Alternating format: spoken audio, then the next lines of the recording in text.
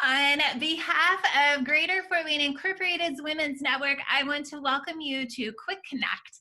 My name is Amy Hanna, and I am the chairperson for the Women's Network. The mission of the Women's Network is to connect, to inspire, and to empower women. Today, we get to connect with one of our Women's Network council members, and her name is Tisha Strasser. Tisha, thank you so much for joining us today. Hello, hello. Hello. Via Zoom. So, Tisha, tell us the title of your business, your position, and all the amazing things that you get to do in our community. Okay, so my organization is a nonprofit. It's Bring It, Push It, Own It. I don't know if you can see that in our beautiful picture in the background. That was made by Amy.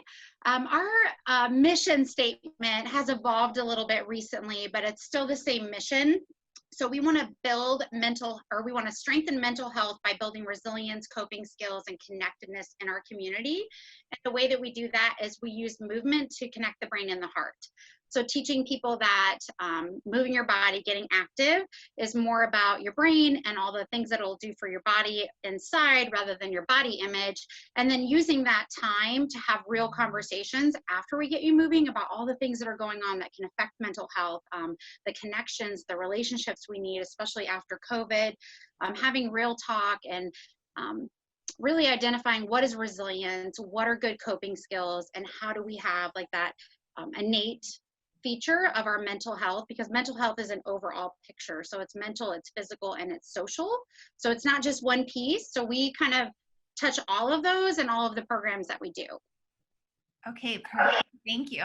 So, Tisha, how long have you been part of the Women's Network, and what's your favorite part about being a member? I believe 2 years. I think that's right. Right.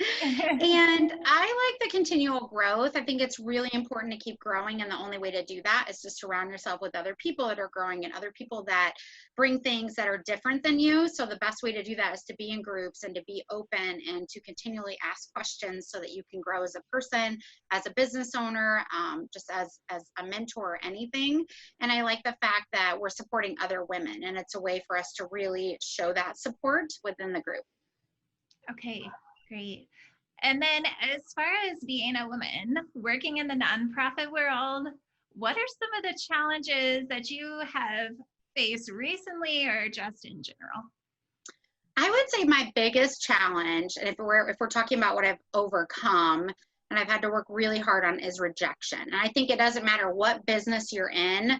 Nonprofit world can be tough, especially living in a city like ours where we're the city of nonprofits. But I think rejection is the biggest thing, learning not to take things so personal, understanding how to pivot, and just letting that go, because it'll really weigh you down and take you away from the excitement and passion of your mission if you let every no make you think that what you're doing isn't valuable. So I would say in the last year, specifically, I read a book that just blew it just blew my world, and I realized that I was looking at it all wrong, and I needed to use it to let me grow. And people can tell you that over and over again, and you still struggle with it. So until you really dive into that, so I would say rejection in the business world, as a human, as a female, and as a nonprofit.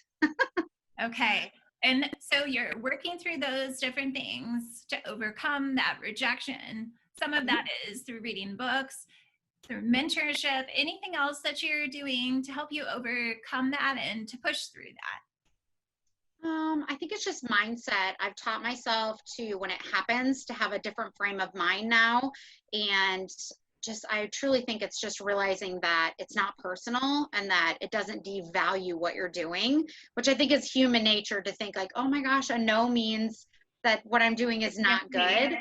Yeah. So I think realizing that knowing what you're doing matters, and we're at 7 years, we know it matters, and that no is okay, that it just may not mean right now, or it might not be a good fit. And I think when you really, truly accept that, which is hard to do. Like, everybody acts like it's so easy. That is one of the hardest things to do, I think, is to overcome rejection and like go at it again. Then I think you've aced being an entrepreneur and a business owner. So I'm gonna give myself an A in that department at this point. Yes, I would definitely give you an A for that, Tisha.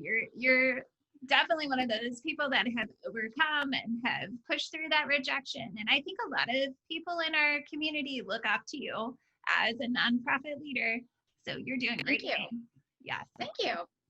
So Tisha, some encouragement for those that are viewing this, whether it's just getting through here these next few months, whether it's encouragement just for their future, maybe they're trying to start a new nonprofit. What kind of encouragement do you have for those? That's a great question, because I hate to just focus on the next couple months, because I believe that that's a season and that's not permanent, and it's really easy for us to get stuck. Yes, we have to plan and we have to be smart leaders and all of that, but I think big picture, I think don't let fear run you. If COVID has taught us anything, don't let fear run you. Don't let the unknown of thinking you're not good enough or you can't do it. Like, I hope that more people ask themselves, like, what fears are preventing me from being who I want to be or doing what I want to be? What messages are you telling yourself that are holding you back? Because, like, now's the time. Every time's the time. But I think hopefully people started to reflect during COVID instead of being miserable, which was super easy to do.